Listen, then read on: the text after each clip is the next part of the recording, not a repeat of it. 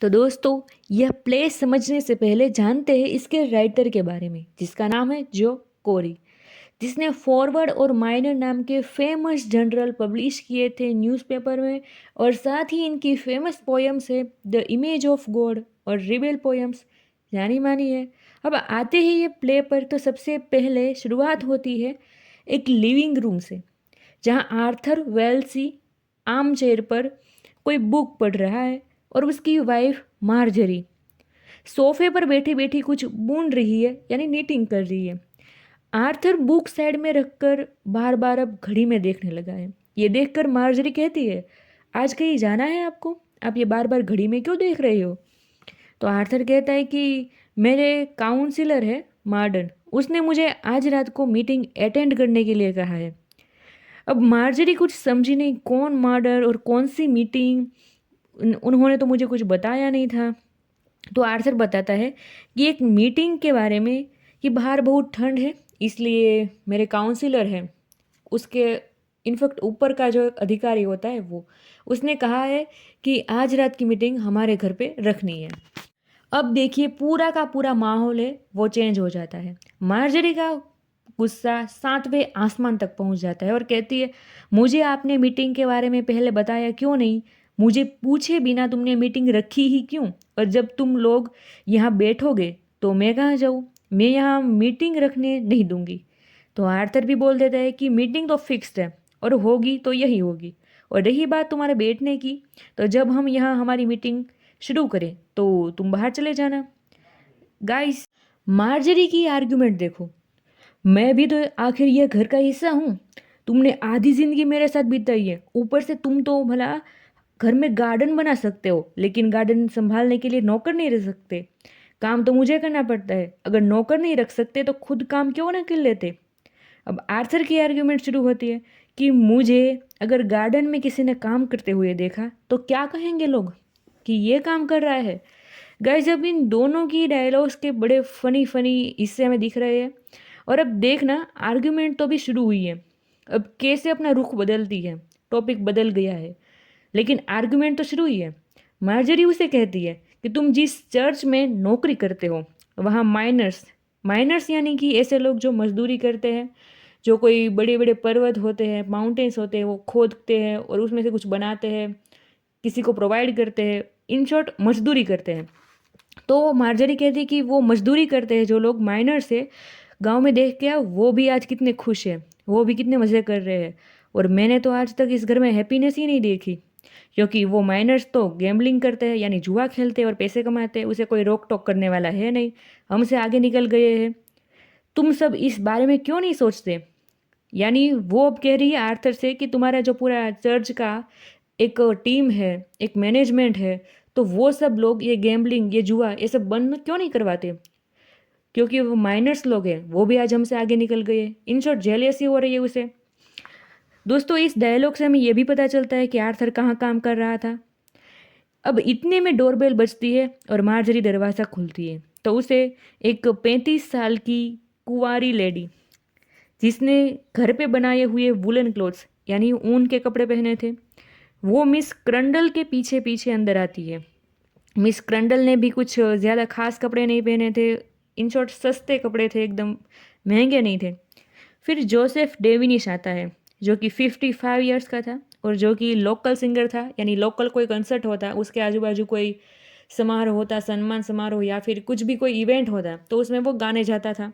अब ये जो तीनों थे वो इतने खास नहीं थे, लेकिन अब होती है एक सबसे भारी एंट्री एकदम, वो है सैम मार्डन की। अब सैम मार्डन की एकदम सूट बूट में और गोल्डन वॉच में आने की अदा ही कुछ अलग थी। अब होती है मीटिंग शुरू। मिस ओलिवर कहती है, मुझे हमेशा यहाँ शांति महसूस होती है, यानी आर्थर के घर में हमेशा मुझे शांति लगती है। तो क्रंडल भी, तुम्हें क्या लग रहा है, तुम्हें भी यहाँ शांति लगती है? ऐसा पूछती है ओलिवर क्रंडल से। वहाँ बैठे सब लोग मार्जरी की काफ़ी तारीफ करते हैं और आर्थर को भी कहते हैं, तुम तो बड़े लक्की हो। आर्थर भी कहता है कि मार्जरी के बिना तो मैं कुछ भी नहीं हूँ। ऊपर से मार्जरी ये सबको पूछ के गई थी कि आप लोग क्या लेंगे, चाय कॉफ़ी वगैरह, मैं मीटिंग पूरी होने के बाद आपको ये प्रोवाइड कर दूँगी, सर्व करूँगी। तो सब लोग उनकी और तारीफ करने लगे। गाइस अब ध्यान देना, सब लोग पॉइंट पर आते हैं।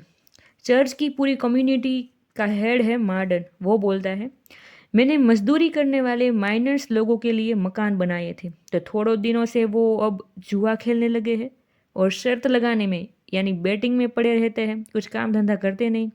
तो मेरी ये जिम्मेदारी बनती है कि मैंने जिस लोगों को घर बना के दिए थे, अब वो लोग जब ये सब जुए में पड़ गई है, बैटिंग में पड़ गए हैं, तो मैं इस बारे में आप सबसे बात करूं। माना कि उन लोगों की वजह से गांव हमारा हरा भरा हो गया है, कैटल मार्केट यानी पशु बाजार भी शुरू हुआ है, लेकिन वो लोग फुटबॉल के मैच पर शर्त लगाते हैं, बैटिंग करते हैं, घोड़े की रेस में शर्त लगाते हैं। तो ये सब हमें बंद करना होगा। दोस्तों टॉपिक काफ़ी अब सीरियस चल रहा है। मार्डन भी ये कहता है कि हमारा फ़र्ज़ है चर्च की कम्युनिटी के मेंबर होने के नाते कि हम ये सब बंद करवाएं।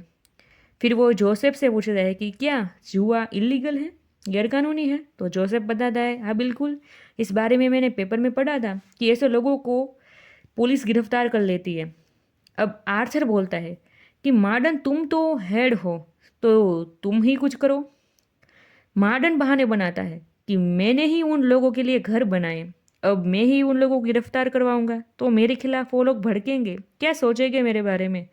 दोस्तों यहाँ सब लोग कुछ ना कुछ बहाने बनाते हैं कंप्लेन ना करने के लिए। कोई कहता है कि मुझे ये है, कोई कहता है मेरा ये रीज़न है कि मैं कंप्लेन नहीं कर सकता, लेकिन कोई कंप्लेन करता नहीं है, सिर्फ बातें करनी है सबको।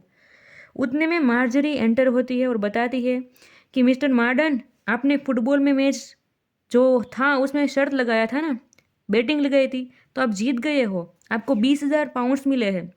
ये सुन के सबके मुंह खुले के खुले रह जाते हैं कि जो इंसान कब से भाषण डाल रहा था गैम्बलिंग और बैटिंग के खिलाफ, अब वही शर्त लगाने लगा है। आर्थर को मौका मिल गया टॉन्ट मारने के लिए कि मिस्टर मार्डन, आप अपने बारे में क्या भाषण दोगे, क्या कहोगे आप अपने खुलासे में। तो मार्डन बोला कि देखिए, मैं कोई खुलासा नहीं देना चाहता, लेकिन जुआ हकीकत में इतनी बुरी चीज़ है नहीं जितना आप सोचते हो। बट फिर भी आप अगर ऐसा सोचते ही हो तो मैं अपने जीते हुए पैसे में से चर्च को 10,000 पाउंड दान दे देता हूँ। लेकिन ठहरो ठहरो, एक शर्त है। एक शर्त पर ही आप लोगों को मैं ये पैसे दूंगा 10,000 पाउंड्स, कि आप लोग प्रेस में छापने के लिए खबर दो कि मैंने यानी मिस्टर मार्डन ने इतना सारा दान दिया है और मैं काफ़ी अच्छे दिल वाला हूँ। इन शॉर्ट मेरी तारीफ़ें करो। अब देखिए इसकी विकेटनेस तो देखिए, खुद जुआ खेला है, पैसे कमाया है और अब पैसे आधे पैसे वो चर्च को देना चाहता है, और इन लोगों को कहता है कि प्रेस में जाकर मेरे अच्छे अच्छे गुण के बारे में तुम खबर छपवाओ। उतने में फिर से मार्जरी खबर लेके आती है कि पैसे मार्डन को नहीं, लेकिन हमें यानी आर्थर और उसे मिले हैं, वो लोग बैट जीते हैं। सबके मुंह फिर से खुले के खुले रह जाते हैं कि जो भाई साहब अभी मार्डन को टोंट मार रहे थे वो खुद भी शर्त लगाते हैं, और इसी के साथ प्ले होता है खत्म। गाइज यहाँ देखिए यहाँ हो क्या रहा है। अब जब छोटे लोग यानी मजदूर लोग थे वो बेट लगा रहे थे, वो जुआ खेल रहे, तो सब लोग उछल उछल कर बोल रहे थे कि हमें कंप्लेन करनी चाहिए। लेकिन अब ये सब रिच बैकग्राउंड से, इतने रिच नहीं लेकिन फिर भी इन लोगों से तो यानी मजदूर लोगों से तो ज़्यादा ही पैसे वाले थे, फिर भी बेट लगा रहे थे, शर्त लगा रहे थे, जुआ खेल रहे थे, तो उसका कुछ नहीं। तो वैसे ही ये स्टोरी होती है खत्म। Thank you for hearing me.